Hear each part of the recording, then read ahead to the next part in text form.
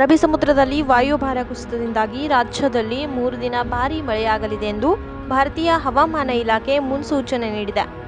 ಕರಾವಳಿ ಪ್ರದೇಶಗಳಲ್ಲಿ June 15ರಿಂದ June 18ರವರೆಗೂ ವ್ಯಾಪಕ ಮಳೆಯಾಗಲಿದ್ದು, ಉತ್ತರ ಕನ್ನಡ, ಉಡುಪಿ, ದಕ್ಷಿಣ ಕನ್ನಡ ಜಿಲ್ಲೆಗಳಲ್ಲಿ 20 ಸೆಂಟಿಮೀಟರ್ಗೂ ಹೆಚ್ಚು ಮಳೆಯಾಗುವ ನಿರೀಕ್ಷೆ ಇದೆ.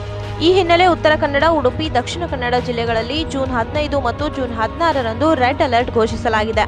ಬೆಂಗಳೂರಿನಲ್ಲೂ ಮುಂದಿನ 48 ಗಂಟೆಗಳ ಕಾಲ ಭಾರೀ ಮಳೆ ಸುರಿಯಲಿದೆ ಎಂದು ಹವಾಮಾನ ಇಲಾಖೆ ಎಚ್ಚರಿಸಿದೆ. ಬ್ಯೂರೋ ರಿಪೋರ್ಟ್, ಕನ್ನಡಮ ನ್ಯೂಸ್ ನೆಟ್ವರ್ಕ್, ಬೆಳಗಾವಿ.